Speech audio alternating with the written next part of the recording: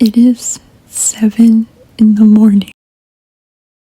I haven't gotten any sleep at all. Anyway, so I'm gonna be explaining my lore. Okay, so I'm actually reading off notes that I took, or not took, like made. So when Charlotte was just a kid, like 1 to 5 years old, Charlotte's parents loved her. So she was an only child, so she was like extremely spoiled, and she basically got anything she wanted, and anything that she could do, all she should do was ask. But when she turned 6, which is like when you get your sexuality, everyone's supposed to be like straight, right? Hers turned out to be bisexual. Her parents were like pissed. So they took her to an adoption center and just left her there. They said that like that they would come back for her, but they didn't. They just left her there and never came back. So Charlotte became really, really like depressed at 7 because she thought she was a failure and that she didn't deserve to be in the world because she wasn't straight, and her parents didn't love her. So the adoption center was extremely abusive and toxic. Of course, that wasn't shown in the God's Life mini movie because like I said, the God's Life mini movie and my like lore freaking crazy story are like 2 completely different universes, because I didn't want them to be in the same thing, because the God's Life mini movie was supposed to be funny and silly, but the lore that I made for it was like a completely different thing. Like that had nothing to do with anything. That's just something I did because it was fun. But anyway, the adoption center like always had people watching you. Like it didn't matter what you were doing. Like you can ask to use like the freaking bathroom or something, they'd still to like make sure you didn't have anything. It's like really, really creepy and weird. The video that I made a while back that was like they call it stalking, but I say walking. That one was like based off of all the trauma it gave Charlotte, where she always thinks she's being like continuously watched wherever she is. Yeah. She could never leave the adoption center unless she was signed out by her new parents, because they just like had to keep them there. You know, they couldn't run off or anything, because like, oh my god, voice crack. Don't bring it up, okay? Don't even say anything. Don't even talk about it. I'm gonna cry. Anyway, yeah, she wasn't allowed to leave. She had to be there like forever until she got new parents. She was given food that she literally could not eat. Like, it looked like it was like made out of like a straight lab. Like it was not edible at all. Like take school lunch and then jail food and then put them together.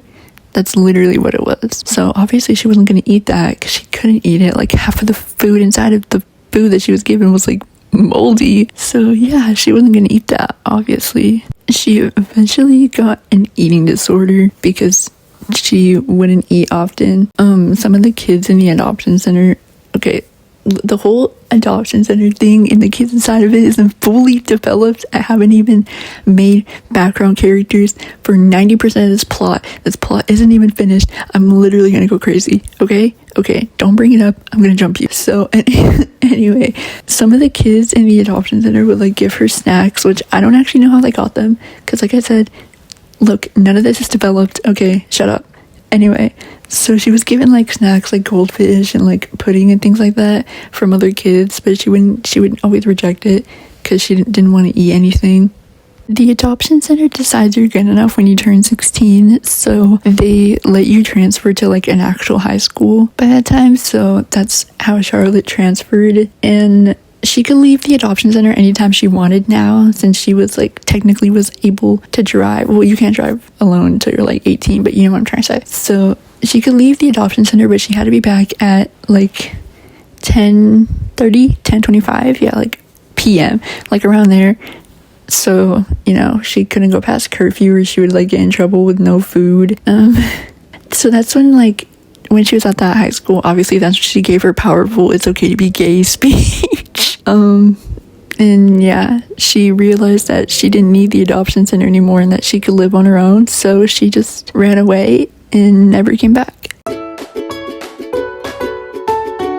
I feel like Jasmine's lore as a character and as a mean girl is really like self-explanatory, or no, that's not really the right word, but just more like I saw that coming a mile away. So Jasmine has always been in pageants and has always been competing since she was a little baby. Her mom is like super mega rich, and so is her dad. So yeah, she has like maids in her house and like all that, like extreme rich kid, like Kim Kardashian level. So she was put in pageants, you know, put to compete from other kids or whatever, and she would win almost all the time because, you know, her mom was very rich, so she bought a lot of like expensive dresses and whatnot. Jasmine's parents never cared about like her mental or physical health. They never really, you know, took care of her that way. They would only let her eat once a day or so, and they wouldn't let her be in public school. Yeah, they hated public school. Her parents neglected her and were always gone anyway, since, like I said, her mom was a model and her dad was like the CEO of a company. Whenever they were home, they would hit her if she didn't get an A+ or didn't dress feminine enough, and they would often never be home for holidays or birthdays or anything like that. And her housemates and like her chef were the only ones that would actually like be there for her. Technically, she had no actual friends in her private school, so she in secret she unenrolled out of her private school and enrolled for a public one, which is the one that, you know, the whole main cast goes to. You know, this is where she meets Caitlyn and they become, you know, best friends after that. And then she started to become popular because since she was rich and whatever, and a lot of people recognized her. But she found out that people only tended to like care about her if she started acting out and, you know, being rude to everyone. So that's basically how she became popular, like in a bad way, because she only wanted attention regardless if it was bad or good. So yeah, that's why she's mean to everyone. Okay, so the reason I put Jasper's lore with a question mark is because he doesn't have any.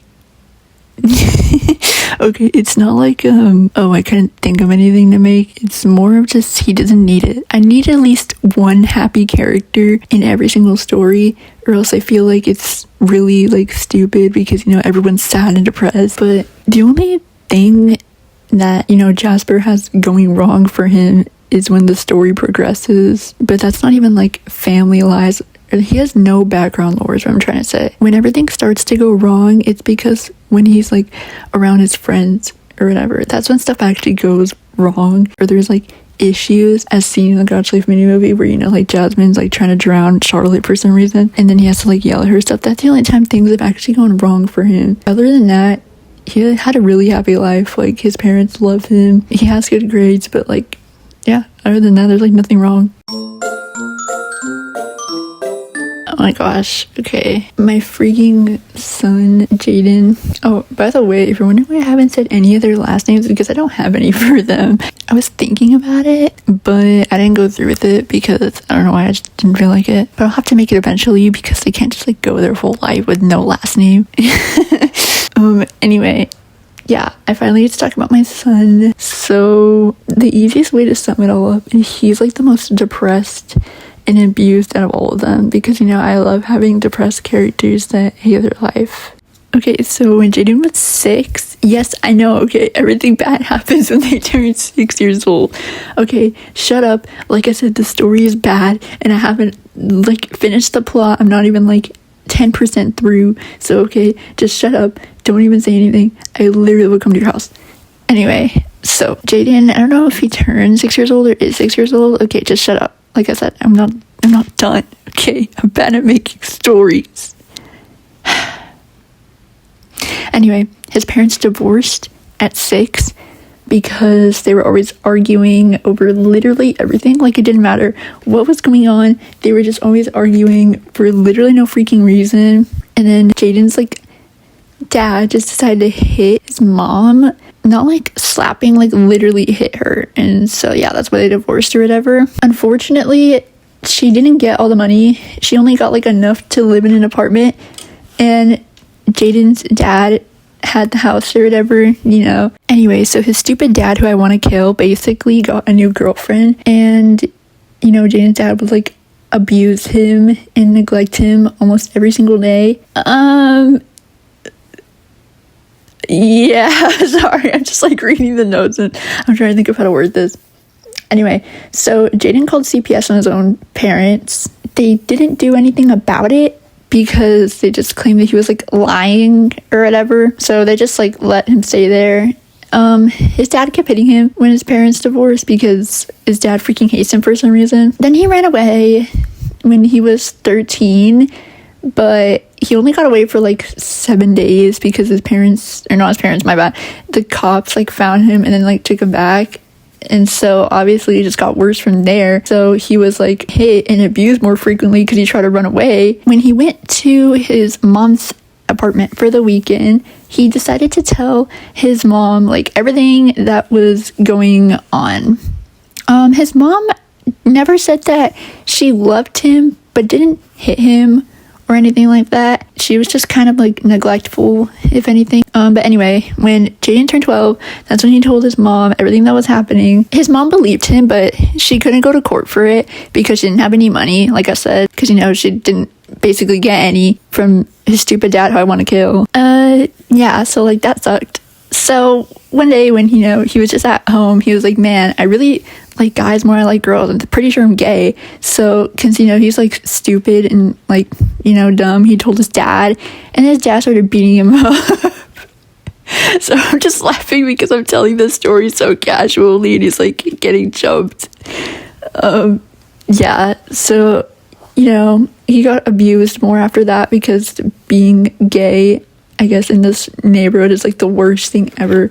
You cannot be gay. That's not allowed. You have to only be straight. Then he just started keeping it to himself, obviously. So he never told anyone because he thought he was going to get beat up for it, which he might have at school, actually. So yeah, good that he didn't tell anyone. He didn't tell his mom either because he thought the same thing would happen. Okay, going on to his dad's girlfriend, who I actually want to jump and kill.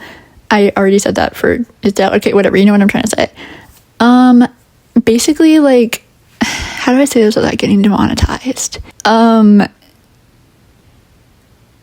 Like, okay, wait, I'm trying to think. She, like, did things. If you read the warnings in the beginning, you know what I'm talking about. But, yeah, okay, that happened. That happened since he was, like, I know I should have explained this in the beginning, but I'm reading off notes that were really terribly written at, like, 1 a.m, so pacing is bad here. But anyway, that happened until he was like 8 all the way to like 14. And he told his dad, but every single time that he would tell his dad something, his dad would just be like, shut up, you stupid brat, and then start like hitting him for literally no reason because his dad is like stupid. He started self-harm at like I don't know if I actually wrote that down, but yeah, he does that. And then he got caught because, you know, he can't win. He always loses. And then his dad like got upset about it or whatever, and, you know, his mom somehow caught him because, you know, his mom just knows everything, I guess.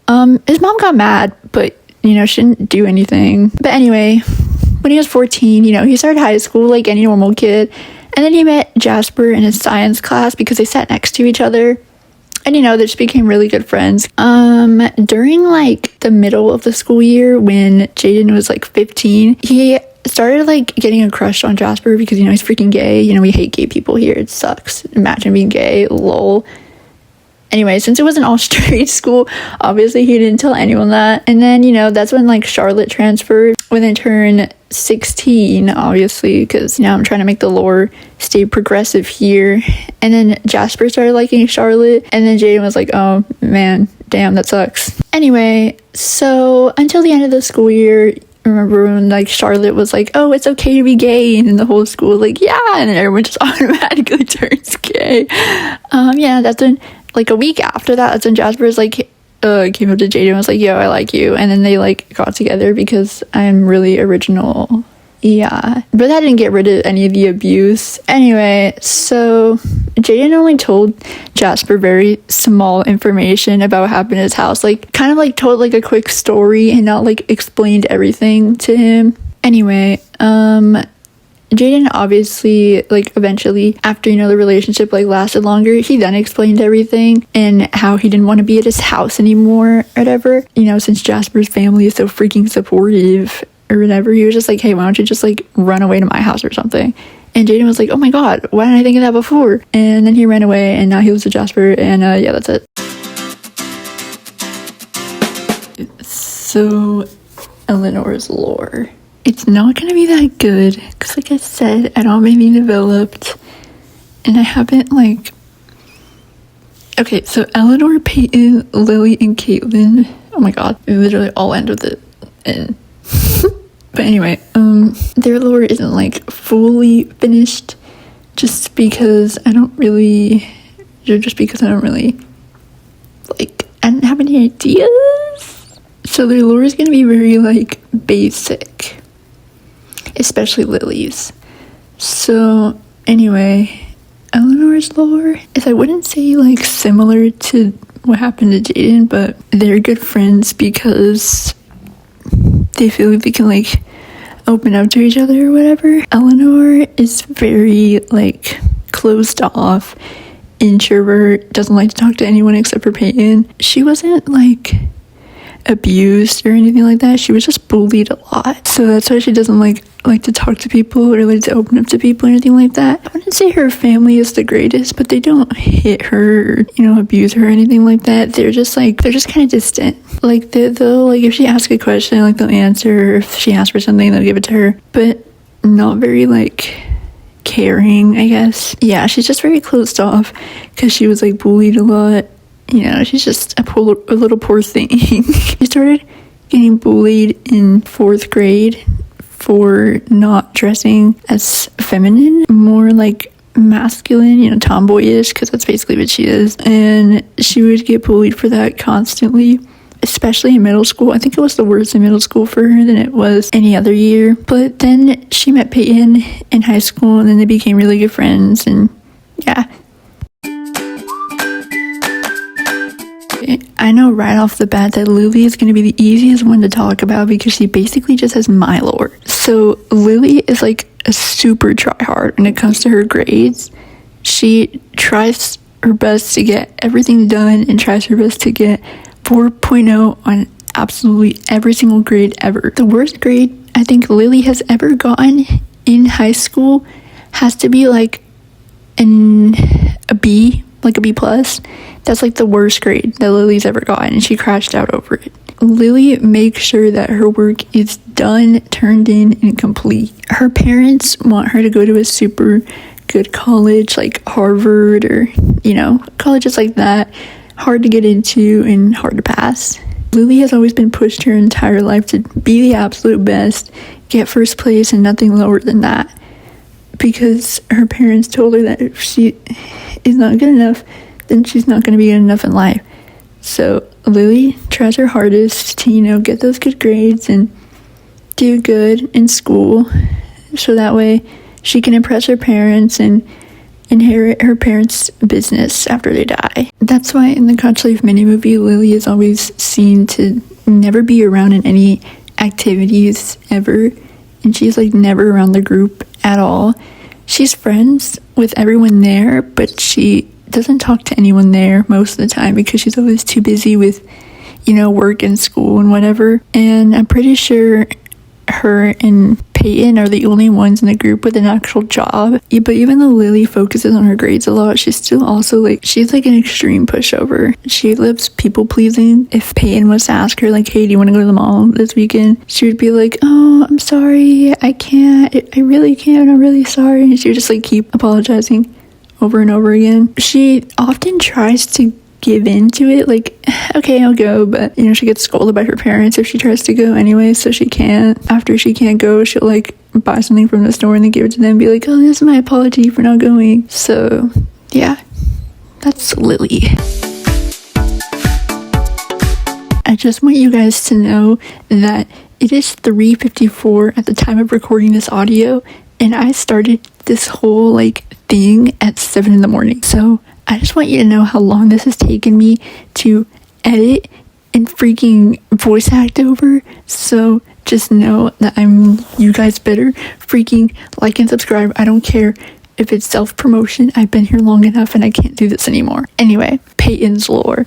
So Peyton is like a super easy character to go over because just like Jasper, she doesn't have anything wrong with her. Well, I guess she's more of like a Jasper and Lily, basically. So Peyton's family is kind of a very like nagging family. Like she'll tell them, like she'll ask her parents how their day was and they tell her. When she starts talking about her day, her parents will be like, oh, that's great, but anyway, how's your grades? So yeah, that's kind of how Peyton's family is. Her parents argue a lot, but they haven't divorced and they don't really get into like big fights like Jaden's family does. It's more just like small arguments like daily, and Peyton has learned to like block herself out of that, like go to her room when they start arguing, whatever, and listen to music and stuff. Fun fact, I was actually gonna make Peyton and Jasper's siblings, but that didn't end up happening because I didn't really feel like it, to be honest. I was like, oh, that's like a cool thing, they could be siblings, but I didn't go on with it. Peyton had to get a job because her mom and dad were forcing her to, and they needed help paying the bills or whatever. I wouldn't say Peyton's family is in debt.